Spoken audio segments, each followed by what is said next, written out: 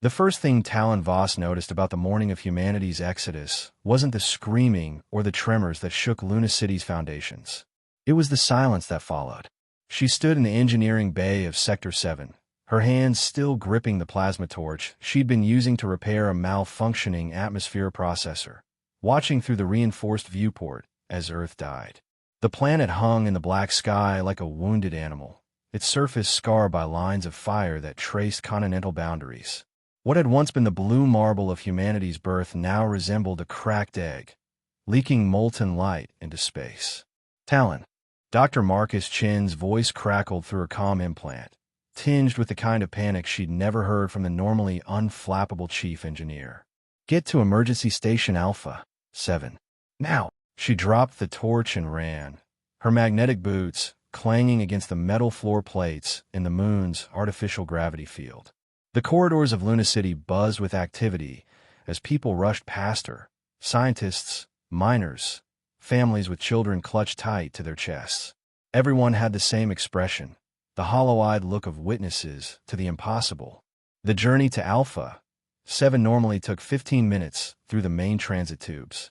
Today, with emergency protocols in effect and half the population trying to reach safety stations, it took her nearly an hour. By the time she arrived, sweat had pooled in her environmental suit despite the climate controls, and her heart hammered against her ribs. Dr. Chen waited for her in the station's command center, his usually neat silver hair disheveled and his face pale. Around him, dozens of engineers and technicians worked frantically at holographic displays that flickered with data streams Talon didn't recognize. "What's happening down there?" she asked, nodding toward Earth through the observation dome. "We don't know." Chen's voice carried the weight of a man watching everything he'd ever believed crumble. "It started 6 hours ago. Seismic activity unlike anything in geological records. The entire mantle appears to be destabilizing. We're detecting massive energy signatures, but they don't match any known technology." Talon moved to one of the displays, her engineering mind automatically parsing the data. "These readings, they're not from Earth's core. They're artificial. Someone or something is doing this." "That's what we think too." Chen joined her at the console. "But that's not why I called you here. Look at this." He gestured, and the display shifted to show Luna City's structural schematics. But something was wrong. The familiar layout of tunnels, habitation domes, and mining shafts had changed. New passages appeared in the data, cutting through sections of rock that sensors had always read as solid. "The moon is changing." Talon's voice barely rose above a whisper. It started the moment Earth's catastrophe began, as if the two events are linked. Chen pulled up another display, showing energy readings from Luna City itself. "We're detecting power sources throughout the lunar interior that we never knew existed. Massive ones, and they're all activating." Before Talon could respond, the station shuddered. Not the familiar vibration of mining equipment or the subtle tremor of thermal expansion, but something deeper. Something that seemed to originate from the moon's very core. Through the observation dome, Earth's death throes continued. Continents cracked apart like broken pottery, spilling magma into the void. The sight was hypnotically horrific, and Talon found herself unable to look away until Chun grabbed her shoulder. "Talon, I need you to investigate the new passages. Your expertise with structural engineering and xenoarchaeology makes you the best candidate we have." "Xenoarchaeology." She turned to face him fully. "Marcus, there's no alien archaeology on the moon. We've been here for 50 years. We've mapped every crater, every rock formation. Have we?" He gestured toward the schematics again. "Because according to these scans, we've been living on top of a structure that makes Luna City look like a child's sandbox castle. Something that's been here for a very, very long time." As if summoned by his words, another tremor rolled through the station. This time, it was accompanied by a sound, a deep, harmonic resonance that seemed to vibrate through every atom in Talon's body. It was beautiful and terrifying, like the voice of some sleeping god awakening after eons of slumber. The passages appeared near Sector 12. Chun continued, his eyes reflecting the same mixture of fear and wonder that Talon felt growing in her chest. "We've lost contact with the exploration team we sent in 3 hours ago. I'm not asking you to go alone. Take whoever you need. But we have to know what's happening to our home. Talon looked back at Earth one final time. The planet that had given birth to humanity was coming apart. And somehow, impossibly, their tiny outpost on its moon was responding. Corridors appearing from nowhere. Ancient power sources awakening. The harmonic pulse that seemed to call to something deep in her DNA. I'll need a full geological survey team, she said finally, and access to the experimental scanning equipment in Lab 7. Done. And Marcus? She met his eyes. What if we don't like what we find? Chen's smile was grim. Then we'll deal with it. Because right now, Luna City might be the only home humanity has left. The tremor came again, stronger this time. And through the station speakers came something that chilled Talon to her core. The sound of massive machinery awakening after millennia of sleep. Somewhere in the depths of the moon, something vast and incomprehensible was stirring to life. And they were all along for the ride. Dr. Sarah Kim had been Luna City's chief geologist for 8 years, but she'd never seen rock behave like this. The samples she'd extracted from the newly formed passages defied every principle of planetary formation she'd studied. Under the electron microscope, the stone's crystalline structure showed signs of artificial manipulation, too perfect, too ordered to be natural. It's as if someone took ordinary basalt and programmed it, she told Talon as they descended through Shaft 7 toward the anomalous passages. Behind them, junior engineers Alex Reeves and Nina Okafor carried scanning equipment that would have been impossible to transport through the old maintenance tunnels. The new passages, however, were spacious enough to accommodate a small vehicle. Programmed rock, Talon repeated, testing the concept. Any theories on how that's possible? Nanoscale manipulation, maybe, or some form of matter compression we don't understand. Sarah's headlamp beam danced across walls that seemed to absorb light rather than reflect it. But the energy requirements would be enormous. We're talking about reshaping matter at the molecular level across millions of cubic meters. They reached the first major junction, where 5 passages branched off in different directions. Each tunnel was perfectly circular, with a diameter of approximately 10 meters, and each seemed to extend beyond the range of their portable sensors. Any preference? Alex asked, consulting his tablet. The young engineer's voice carried forced confidence, but Talon could see the tension in his shoulders. That one. Nina pointed to the passage that sloped downward at the steepest angle. If we're looking for the moon's secrets, they're probably buried as deep as possible. The descent took 2 hours. As they walked, Talon noticed that the walls gradually became more complex. What had started as smooth rock evolved into surfaces covered with geometric patterns too intricate to be natural. The patterns seemed to flow and shift in her peripheral vision, though they remained static when she looked directly at them. Are you seeing this? She asked the others. The wall patterns. Sarah nodded, running her hand along the nearest surface. They're fascinating, almost like circuitry, because that's exactly what they are. The voice came from ahead of them, and all 4 team members froze. Talon's hand moved instinctively to the emergency beacon on her belt as a figure emerged from the shadows ahead. Tall, gaunt, with the pale complexion of someone who'd spent too long in artificial light. Dr. Yuki Tanaka. The figure identified himself, raising empty hands to show he meant no harm. Mineralogy department. I was part of the first exploration team. Tanaka. Talon frowned. Chin said your team went missing 3 hours ago. Did we? He looked genuinely confused. I've been down here for, it feels like days. But my chronometer says only 3 hours have passed. Time moves strangely in these passages. Sarah stepped forward, her scientific curiosity overriding caution. You said the patterns are circuitry. Can you elaborate? Tanaka nodded toward the walls around them. Touch one of the patterns. Gently, against her better judgment, Talon pressed her palm against a spiral-shaped design roughly at eye level. The moment her skin made contact, the pattern flared with soft, blue-white light. The illumination spread outward like ripples in a pond, racing along connected pathways until the entire corridor glowed with bioluminescent beauty. It's responding to bioelectric signals, Tanaka explained. Human bioelectric signals, specifically, as if it was designed for us. That's impossible, Alex protested. Humans have only been on the moon for 50 years. These passages could be millions of years old. Could be. Tanaka's laugh held no humor. Tried billions. I've found chambers down here that contain stellar cartography maps showing the galaxy as it existed long before our solar system formed. The implications hit Talon like a physical blow. If Tanaka was right, then the moon wasn't just hollow, it was artificial. A construct built by some unimaginably ancient civilization and hidden within Luna's familiar, cratered exterior. Where's the rest of your team? Nina asked. Deeper. Tanaka gestured down the passage. They wanted to reach the core chamber. I stayed behind to make sense of what we'd found.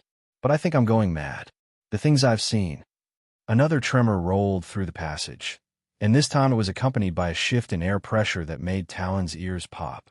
When the sensation passed, she noticed something new, a subtle current of warm air flowing up from the depths, carrying scents that reminded her of ozone and growing things. The moon is waking up, Tanaka whispered. And we're inside it. They continued deeper, following Tanaka's lead through a maze of passages that seemed to branch and interconnect according to some vast, incomprehensible plan. The bioluminescent responses grew stronger as they progressed, until the walls pulsed with gentle light that synchronized with their heartbeats. After another hour of walking, they reached a vast chamber that defied Luna City's modest scale. The space stretched beyond their light sources in all directions, its domed ceiling lost in shadows. But what dominated the chamber wasn't its size, it was the structure at its center. A massive pillar of the same responsive material rose from floor to ceiling, its surface covered in layers upon layers of circuitry patterns that moved and flowed like living things. Floating around the pillar at various heights were dozens of smaller objects, perfect spheres of different sizes and compositions, each one unique and beautiful. Planetary models, Sarah breathed, but not a planets in our solar system. Talon approached the nearest sphere, a blue-green orb with swirling cloud patterns. As she drew closer, the sphere began to glow, and its surface revealed continents, oceans, and even what appeared to be city lights on its dark side. It's not just a model, she realized. It's showing a real planet, somewhere out there. There are hundreds of them, Alex reported from across the chamber, each one showing a different world. Tanaka had moved to the central pillar and placed both hands against its surface. The moment he made contact, the entire chamber erupted in light and sound. The planetary spheres began to move, orbiting the pillar in complex patterns while projecting streams of data into the air between them. And in the center of it all, a holographic image formed, a star map of such incredible detail and scope that it made Talon dizzy to look at it. Galaxies wheeled in their ancient dance, connected by lines of light that suggested travel routes or communication networks spanning impossible distances. My God, Nina whispered. It's a navigation system for the entire observable universe. But as they watched, red markers began appearing throughout the display. Hundreds of them, scattered across dozens of galaxies.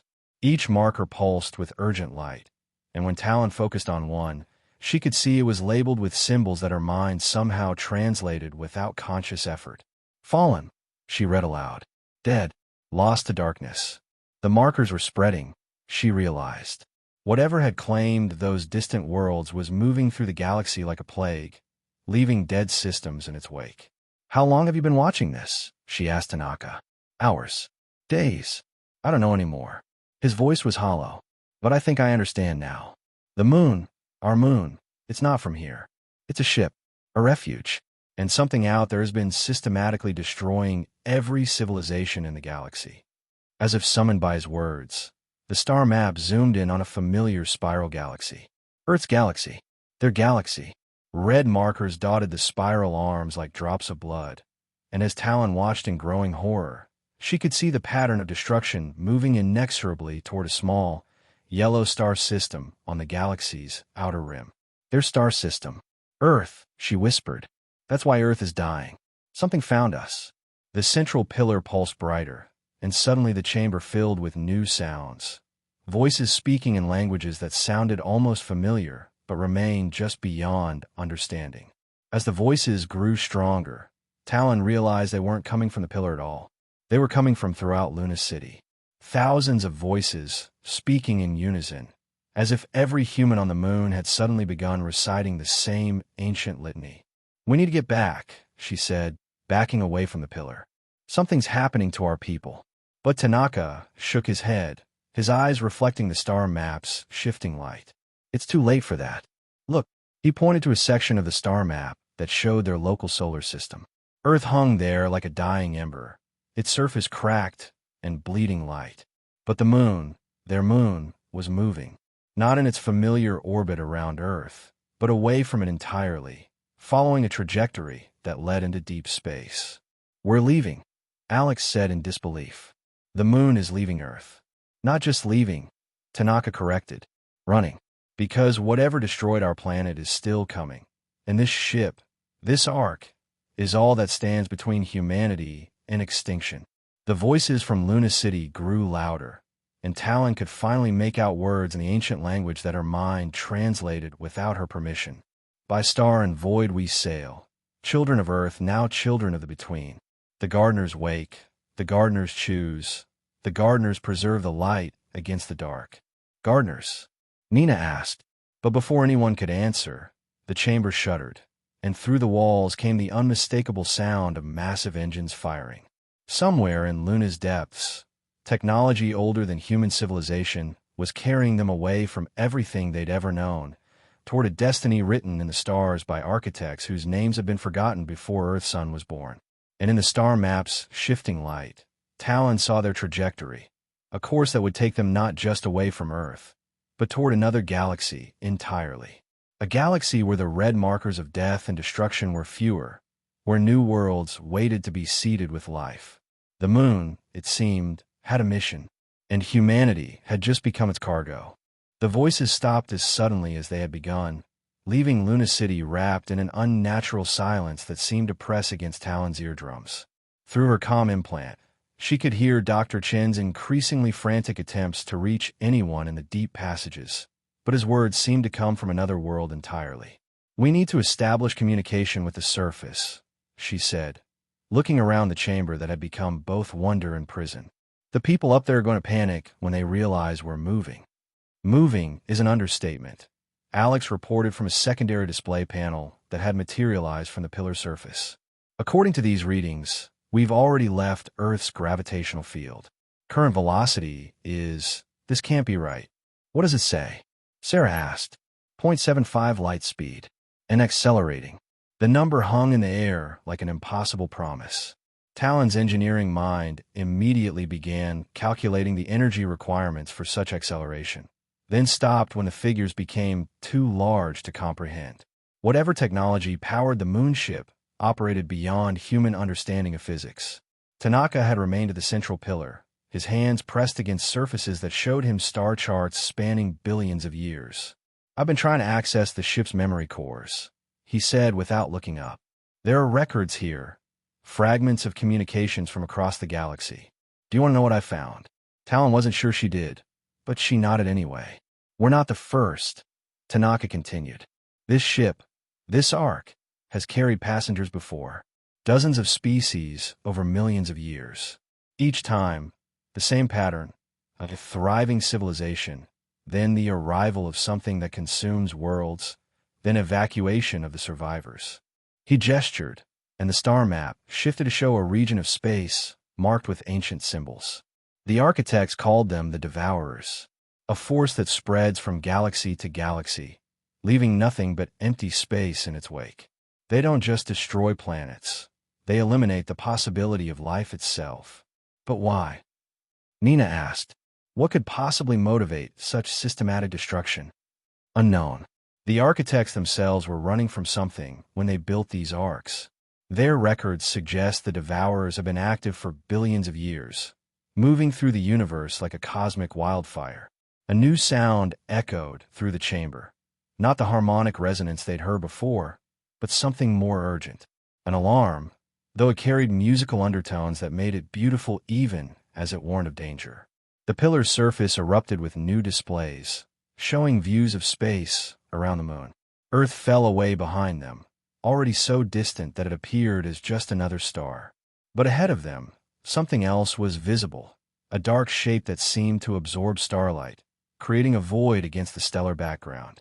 One of them, Tanaka whispered, a devourer ship. The shape was massive, easily the size of a small moon itself. And, as they watched, it began to change.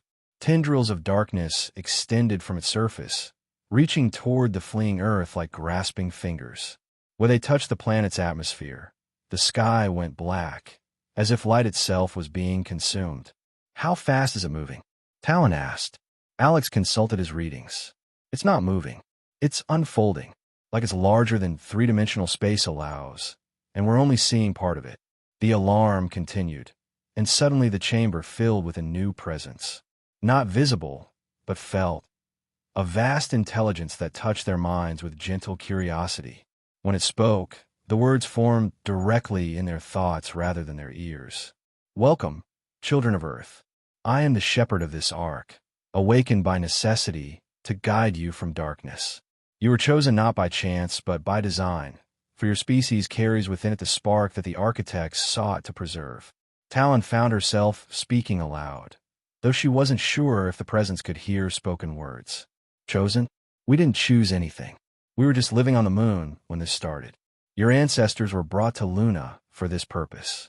The mining operations, the research stations, the gradual expansion of your presence here, all orchestrated over decades to ensure sufficient population when the time of departure arrived. You're saying our parents, our grandparents, they were all part of some plan." Sarah's voice carried anger and disbelief. "No, child. They believed they were pioneers, explorers, scientists seeking knowledge and resources. But the architects who built this ark planted seeds in your species' consciousness long ago. The urge to reach for the stars, to explore and expand. This was given to you so that when the darkness came, some would already be beyond its reach." The displays around them shifted to show Luna City from above. Thousands of people moved through the corridors and chambers, but their movements seemed different, more purposeful, more coordinated, as if they were following some unspoken instruction. "What's happening to them?" Nina asked.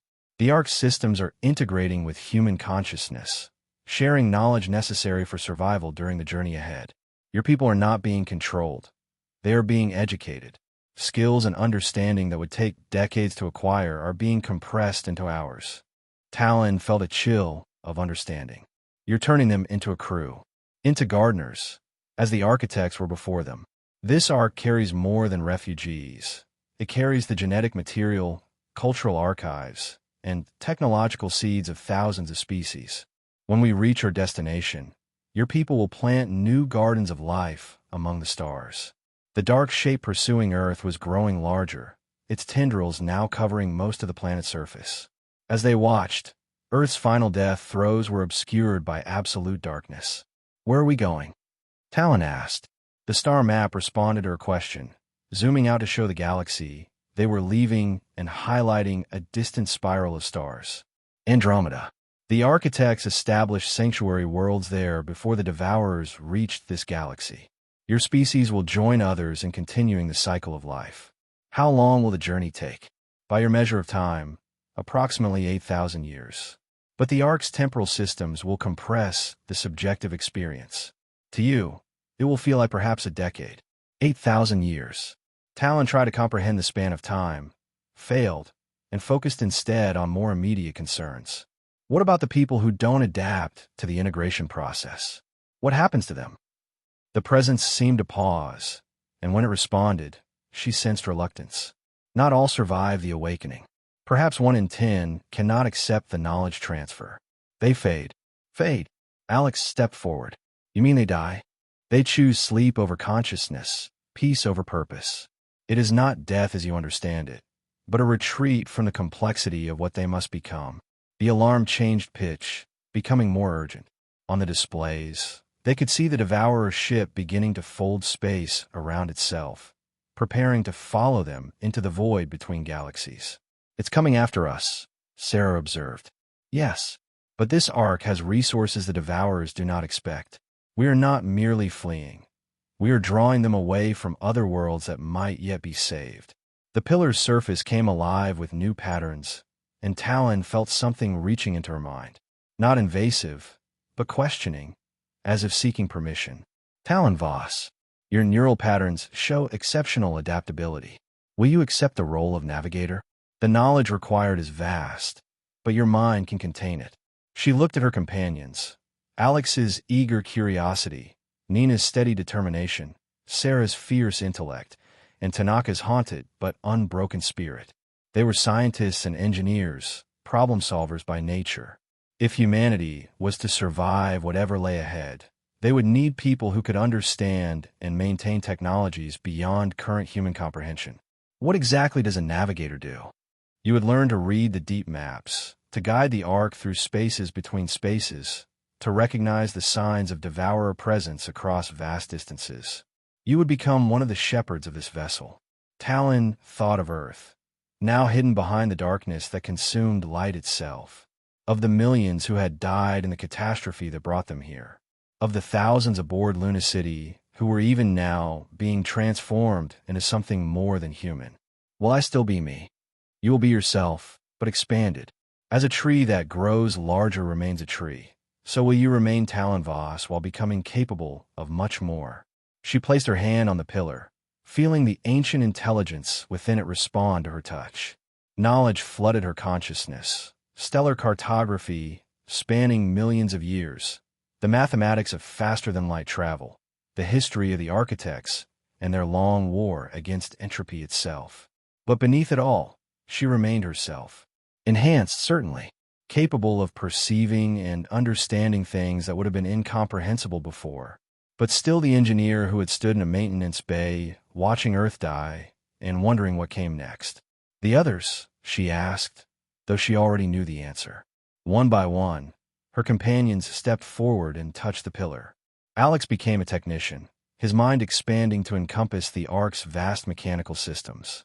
Nina accepted the role of bioarchive guardian, gaining the knowledge needed to preserve and nurture the genetic treasures they carried. Sarah became a world seer, able to analyze planets and determine their suitability for seeding new life. And Tanaka, who had seen too much and carried too heavy a burden of knowledge, chose to become a rememberer, one who would preserve the stories and memories of all the civilizations that had come before.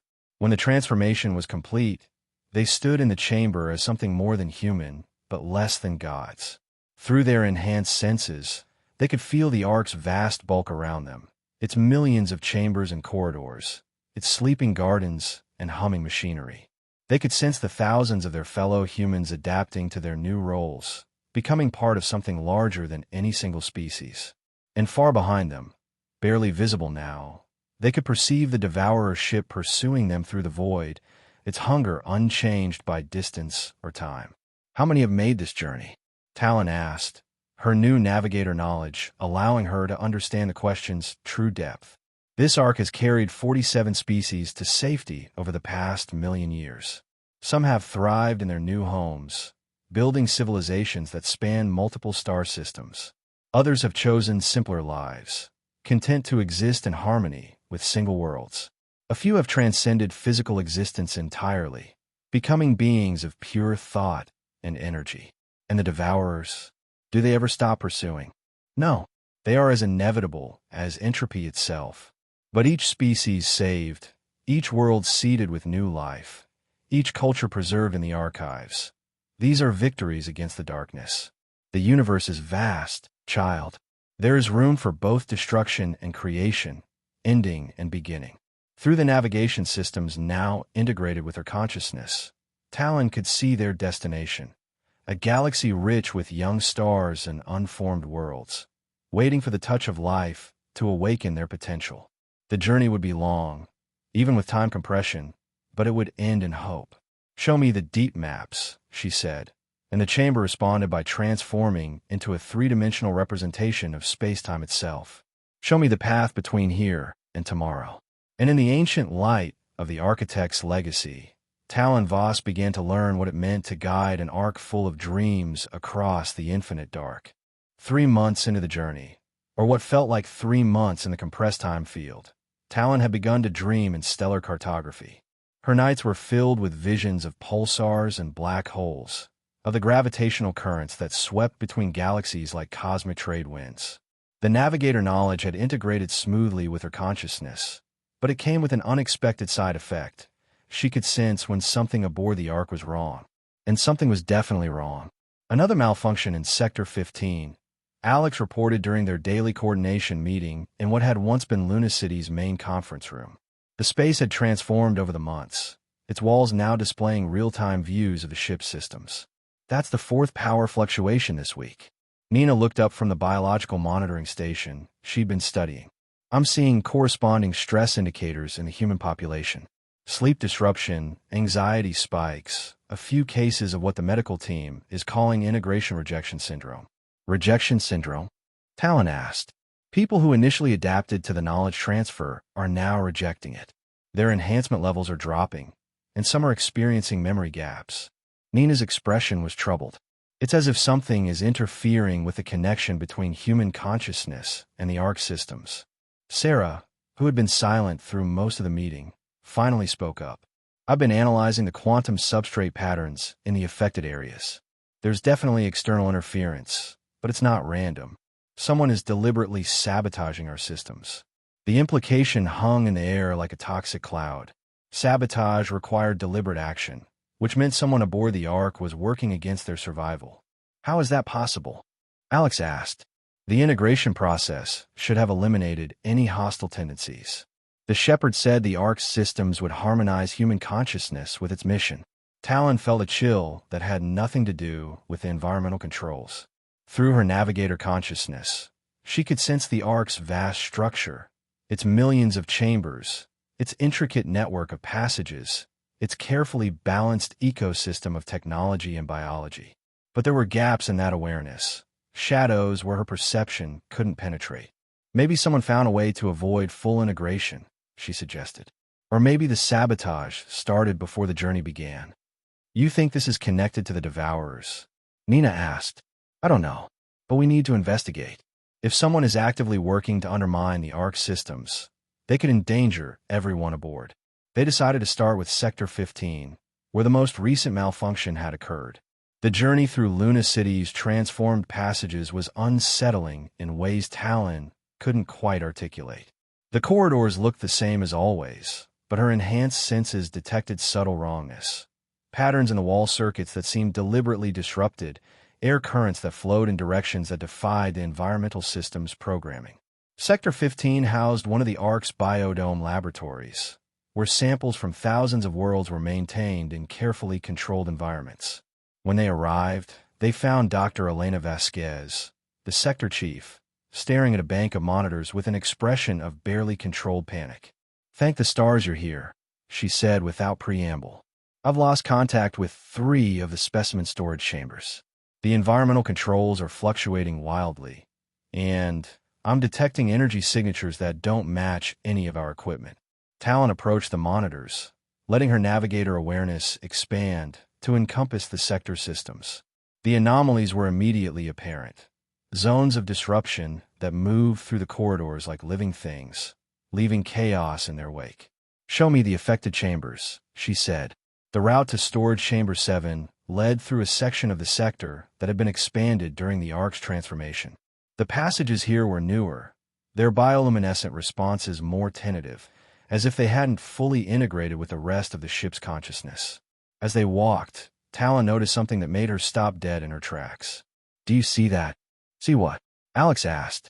She pointed to a section of wall where the circuit patterns seemed to move differently. Not the gentle flow of information that characterized the Ark systems, but something more aggressive. Predatory. The patterns. They're wrong.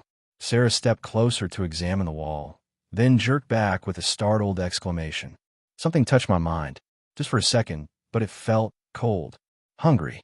They continued more cautiously, with Talon using her navigator senses to probe ahead for anomalies. The wrongness grew stronger as they approached Storage Chamber 7, until it felt like walking through a cloud of psychic static. The chamber door stood open when they arrived, which was impossible according to the safety protocols. Inside, they found devastation. Specimen containers lay shattered across the floor, their carefully preserved contents spilled and dying. Environmental tanks bubbled with contaminated atmospheres. And in the center of it all, a figure knelt among the wreckage, methodically destroying whatever remained intact. Dr. Harrison, Nina called out, recognizing the colony's former head of xenobiology. Marcus, what are you doing? Dr. Marcus Harrison looked up at them with eyes that reflected no recognition, no awareness of their presence. His face was slack, expressionless, and when he spoke, his voice carried undertones that made Talon's skin crawl. The seeds must not be planted, he said in a tone devoid of human warmth. The garden must not grow. All things must return to the silence between stars. Marcus, it's Nina. Do you remember me? We worked together on the atmospheric processing project. But Harrison had already returned to his destruction, picking up a container that held what appeared to be soil samples from some distant world and crushing it between his hands. He's not responding to external stimuli, Alex observed. It's like he's in some kind of trance. Talon extended her navigator awareness toward Harrison, trying to understand what had happened to him. The moment her consciousness touched his, she recoiled in horror. Harrison's mind was still there, but it was wrapped in something else, a presence that felt ancient and absolutely inimical to life. She could sense his consciousness trapped beneath layers of alien thought, screaming silently as his body was used to destroy everything he had dedicated his life to protecting. We need to stop him, she said, but as she spoke, Harrison's head snapped up to look directly at her. His eyes now glowed with the same cold light they had seen in the disrupted wall patterns. Navigator, the thing wearing Harrison's face said. You see too much. You understand too little. Harrison's body moved with inhuman speed, lunging toward Talon with hands that had become claws. Alex intercepted him, but the possessed scientist fought with strength far beyond his normal capabilities. They struggled while the others tried to help, but Harrison seemed to anticipate their every move.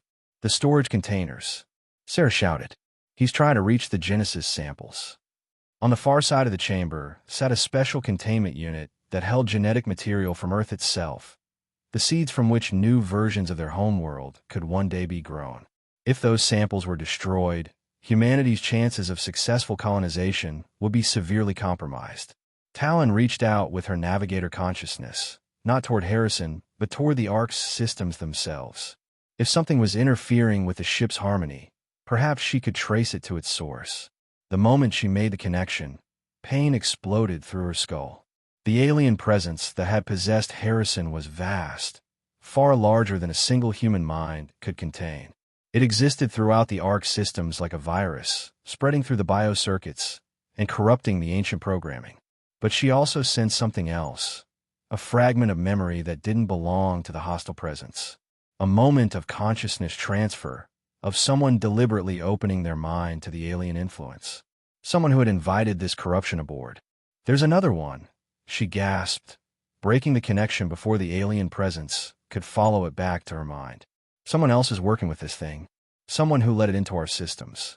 The fight with Harrison ended when Nina managed to activate an emergency stasis field that froze him in place. His body stopped moving, but his eyes continued to track their movements with malevolent intelligence. We need to get him to the medical bay, Alex said. Maybe Dr. Martinez can figure out how to separate him from whatever's controlling him. But Talon was already moving toward the wall panels, her hands tracing the disrupted circuit patterns. Through her enhanced awareness, she could sense the alien presence retreating deeper into the ship's systems, carrying with it the knowledge it had gained from their encounter. It knows we're investigating, she said, and it knows who I am.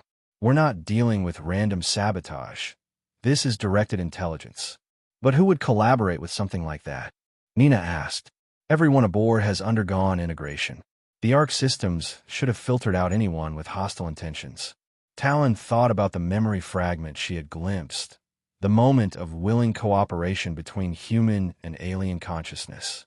Maybe it didn't need to overcome our screening. Maybe it found someone who was already willing to help. As they left the devastated chamber, carrying the stasis-frozen Harrison between them, Talon couldn't shake the feeling that they were being watched. Not by cameras or sensors, but by something that had learned to see through the Arc's own systems. Somewhere in Luna City's transformed passages, a traitor walked among them. Someone who had chosen entropy over growth, silence over song, the space between stars over the light of new suns. And until they found that person, everyone aboard the Ark remained in deadly peril.